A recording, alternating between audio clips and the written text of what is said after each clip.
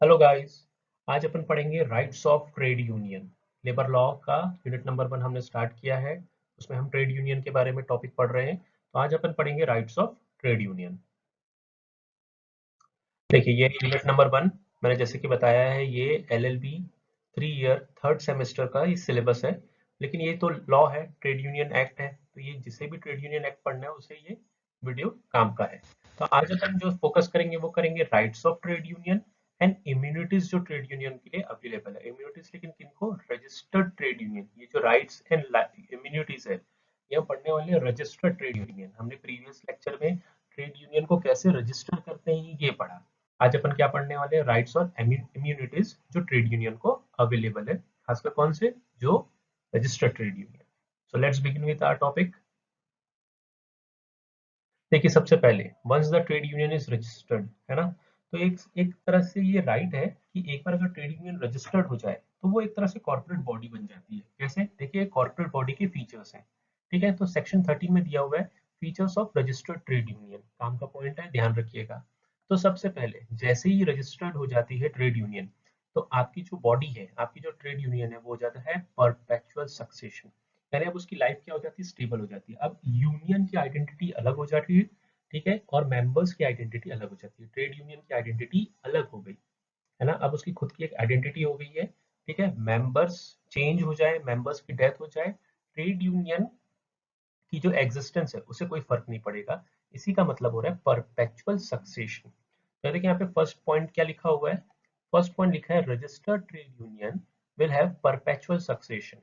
Bracket में लिखा हुआ है विल नॉट स्टॉप, ठीक है, after the death of the members of the trade union. यानी ट्रेड यूनियन का एग्जिस्टेंस खत्म नहीं होगा अगर मेंबर्स की डेथ हो जाए, ठीक है, या मेंबर्स चेंज हो जाए। वो in the eyes of law exist कर रहा है और वो करता रहेगा। नेक्स्ट, हर ट्रेड यूनियन, हर रजिस्टर्ड ट्रेड यूनियन का एक कॉमन सील हो जाएगा which act as a official signature of that trade union. तो ट्रेड यूनियन के जो भी डॉक्यूमेंट्स होंगे, जो भी ऑफिशियल डॉक्यूमेंटेशन होंगे, ठीक है, जो on the behalf of trade union हो रहे हैं, उसमें ट्रेड यूनियन का कॉमन सील मेंशन रहेगा। इसके अलावा every registered trade union can acquire and hold both movable and immovable property. इसका मतलब ये हो गया कि ट्रेड यूनियन क्या कर सकता है? प्रॉपर्टी खरीद सकता है, प्रॉपर्टी बेच सकता है, चाहे वो मूवेबल हो या फिर इमूवेबल प्रॉपर्टीज हो। Next, every registered trade union can sue others. अब कैन sue अदर्स यानी अगर ट्रेड यूनियन ने कोई कॉन्ट्रैक्ट किया, कोई एग्रीमेंट किया, और सामने वाली पार्टी ने वो कॉन्ट्रैक्ट फेल कर दिया, तोड़ दिया, तो रजिस्टर्ड ट्रेड यूनियन क्या कर सकती है? सामने वाली पार्टी के अगेंस्ट केस फाइल कर सकती है, उसको कोर्ट में केस कर सकती है उसके अगेंस्ट में। ऐसा ही यहाँ पे भी लिखा हुआ है every registered trade union can B sued by others also. Even अगर रजिस्टर्ड ट्रेड यूनियन है और वो अपने प्रोमिसेस ब्रेक करते हैं, एग्रीमेंट तोड़ते हैं, कॉन्ट्रैक्ट तोड़ेंगे, ठीक है, तो सामने वाली पार्टी क्या कर सकती है? रजिस्टर्ड ट्रेड यूनियन को भी उसके अगेंस्ट केस कर सकती है। तो ये हो गए features of registered trade union. पहला क्या? Perpetual succession. दूसरा कॉमन सील। तीसरा, they can acquire property, hold property in its own name, ठीक है, they can sue others and they can be sued by others.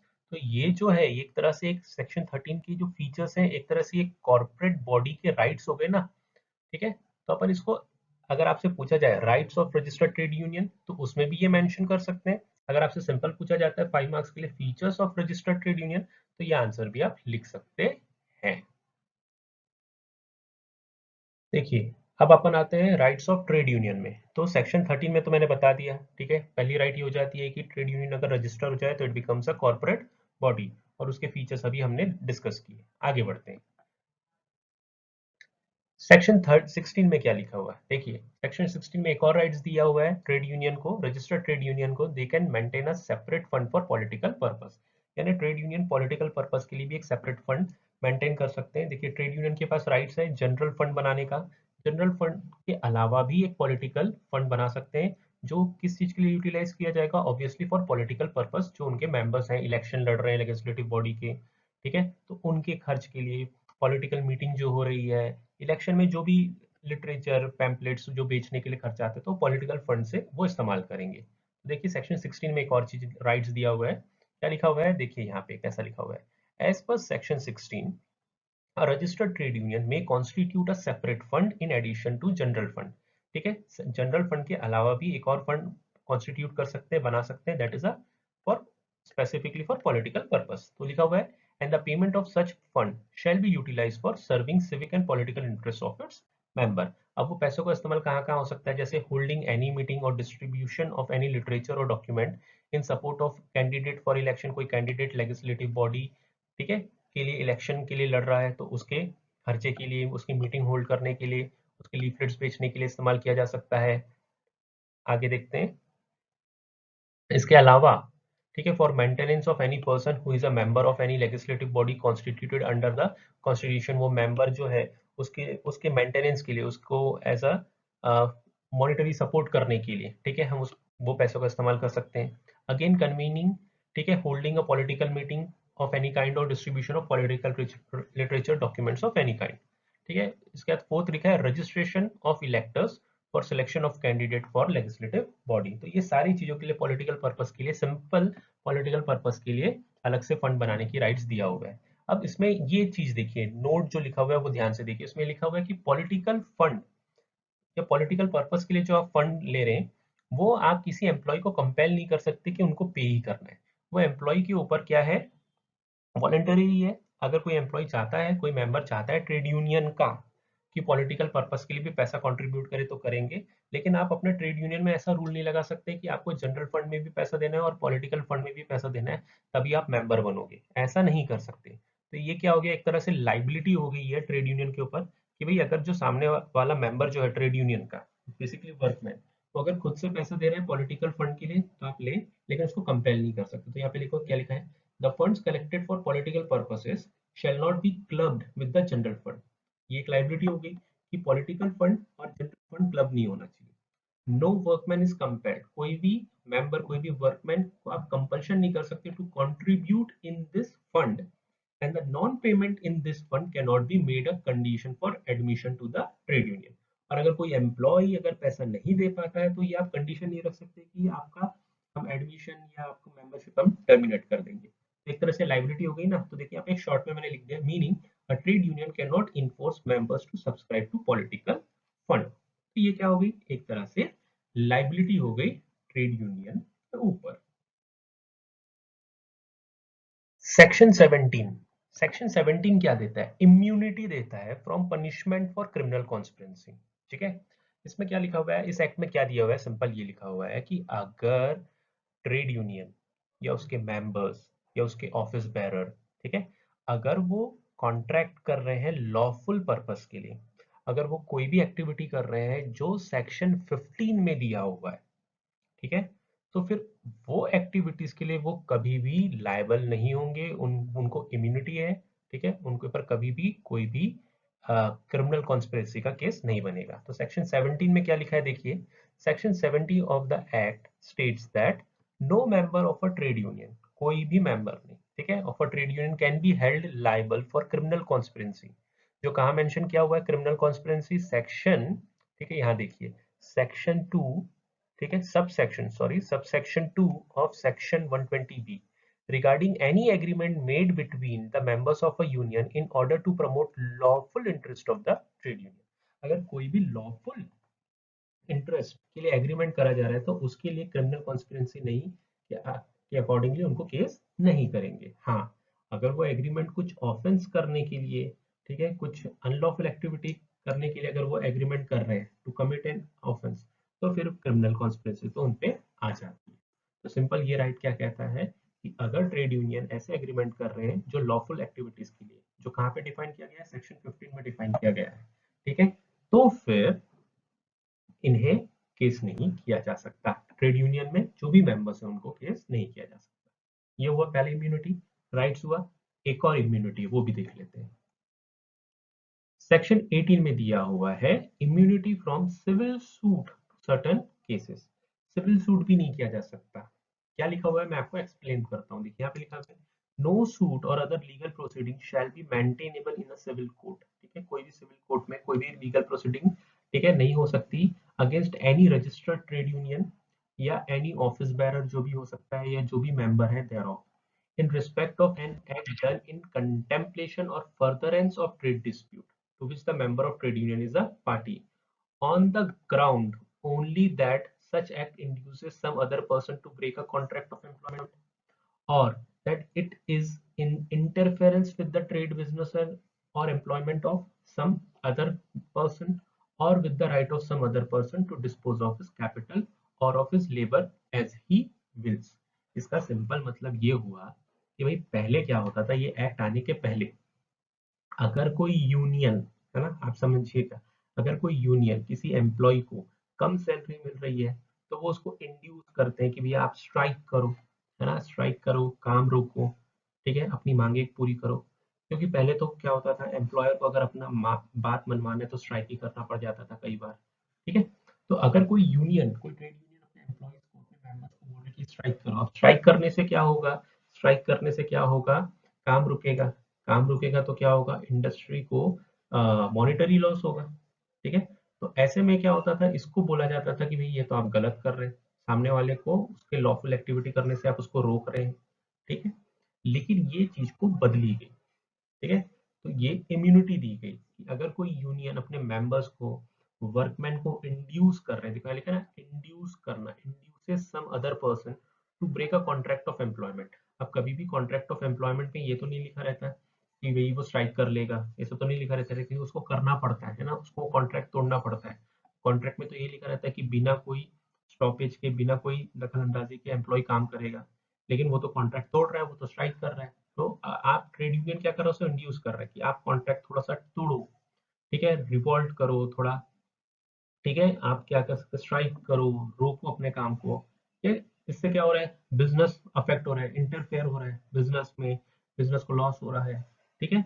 ये एम्प्लॉय को खुद ही wilfully बोला जा रहा है, ठीक है, कि भी वो एम्प्लॉय विलफुली क्या कर रहा है, इंड्यूस आ गया और वो अपना, ठीक है, एक तरह से काम छोड़ रहा है, रोक रहा है, ठीक है। तो ये सारी चीजें जब ट्रेड यूनियन कर रहे हैं या ट्रेड यूनियन के मेंबर कर रहे हैं तो उनके अगेंस्ट आप केस नहीं कर सकते, सिविल सूट नहीं फाइल कर सकते, ठीक है।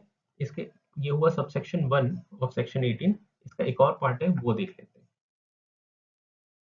यहाँ पे क्या लिखा है देखिए, सबसेक्शन 2 में, a registered trade union shall not be liable in any suit or legal proceedings in any civil court in respect of any tortious act, tortious ने सिविल रॉन्ग अगर कर रहा है, tortious act done in contemplation or furtherance of trade dispute by an agent, अगर कोई agent, कोई, ठीक है, टॉर्ट कर रहा है, टॉर्ट यानी सिविल क्राइम कर रहा है कोई एजेंट ट्रेड यूनियन का, if it is proved that such person acted without the knowledge of or contrary to express instruction given by the executive of the trade union। अगर कोई agent, है ना, बिना ट्रेड यूनियन से permission लिए, बिना कोई, ठीक है, उनको जानकारी दिए, बिना ट्रेड यूनियन के परमिशन से अगर वो कोई टॉर्टियस एक्ट करता है, कोई सिविल क्राइम करता है, तो उसके लिए ट्रेड यूनियन लायबल नहीं होगा। तो सिंपल मतलब ये है, विकारियस लाइबिलिटी, आप सबको विकारियस लाइबिलिटी मालूम है, ठीक है। Registered trade union is not liable for vicarious liability if agent commits mistake intentionally without the knowledge of trade union. Agent is liable but not the trade union. तो ये इम्यूनिटीज आपको section 17 और section 18 में दी गई है, ठीक है। I hope आपको ये पॉइंट समझ में आए होंगे। नेक्स्ट, एक और है सेक्शन 20। ये सेक्शन 20 क्या देता है, ये सेक्शन 20 राइट्स देता है ट्रेड यूनियन के मेंबर्स को, ट्रेड यूनियन के ऑफिस बेरर्स को, कि वो जब चाहें, ठीक है, ट्रेड यूनियन के जो मेंबर की लिस्ट होती है, ठीक है, उसको, या ट्रेड यूनियन के जो अकाउंट्स होते हैं उसको वो चेक कर सकते हैं। ये बेसिकली मेंबर्स और ऑफिस बेरर्स को कॉन्फिडेंस में रहे कि भैया हाँ, ट्रेड यूनियन जो हमने बनाया है, ठीक है, तो वो बराबर वो ट्रेड यूनियन हमारे फेवर में काम कर रहा है कि नहीं कर रहा है। तो यहाँ पे क्या लिखा है देखो, अकाउंट्स, ठीक है, the account books of a registered trade union, list of members thereof shall be open to inspection, ठीक है, ये कोई भी इंस्पेक्शन कर सकता है, कौन कर सकता है, ऑफिस बेरर या फिर members of trade union, at such time as may be provided for if in the rules of the trade union. इसका ऑब्जेक्ट क्या है, ऑब्जेक्ट इसका ये राइट का है कि ऑफिस बेरर मेंबर्स, ठीक है, that they satisfy themselves as to genuineness of members and for the accounts of trade union, ठीक है, कि उनका कॉन्फिडेंस रहे, मेंबर्स ऑफिस बेरर्स का कॉन्फिडेंस रहे अपने ट्रेड यूनियन में, इसलिए राइट्स दे दी गई है इनको, ट्रेड यूनियन के ऑफिस बेरर और मेंबर्स को। देखिए एक और राइट है सेक्शन 21 में, इसमें क्या लिखा हुआ है, rights of minors to become a member of a trade union. बिल्कुल सही बात है, ठीक है, जो पर्सन 15 ईयर के ऊपर है, ठीक है, वो एंडोलसेंट कहलाता है, ठीक है, लेकिन है तो minor, but he can be a member of a registered trade union. Any person who has attained the age of 15 years may be a member of a registered trade union and enjoy all the rights of a member. तो ये एक और rights है कि 15 साल के ऊपर के जो मेंबर्स है, ठीक है, वो भी ट्रेड यूनियन को ज्वाइन कर सकते हैं. नेक्स्ट, सेक्शन 23 लिखा हुआ है right to change the name. अगर 2/3 of your total number of members agree की ट्रेड यूनियन का नाम बदल देना चाहिए, तो ट्रेड यूनियन के पास राइट्स है कि वो क्या कर सकते हैं, अपने ट्रेड यूनियन का राइट्स नाम चेंज कर सकते हैं. ये तो सिंपल राइट्स हो गई.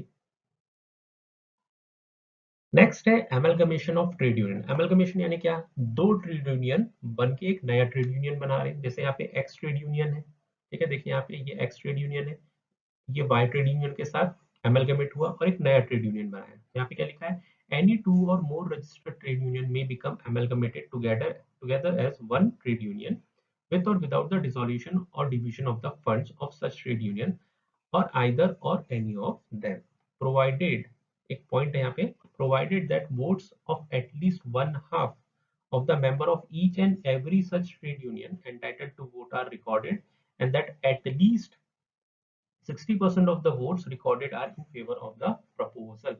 यानी क्या होगा, एक्स ट्रेड यूनियन के भी मेंबर्स वोट करेंगे और वाई ट्रेड यूनियन के भी मेंबर्स वोट करेंगे, तो दोनों के कितने लोग, एटलीस्ट, ठीक है, 50-50%, यहाँ से भी, यहाँ के भी कितने मेंबर, 50% ऑफ द मेंबर, और यहाँ के भी 50% ऑफ मेंबर ने वोट तो करना चाहिए. और जब इनका जो टोटल वोटिंग हो जाएगा उसमें 60% हाँ होनी चाहिए.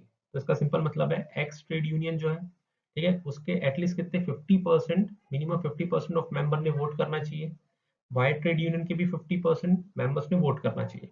अब ये 50%, ये 50%, 100% हो गया. उस 100 वोट में से, उस 100% में से 60% फेवर पे होने चाहिए कि हाँ ट्रेड यूनियन को अमेलगमेट कर दिया जाए.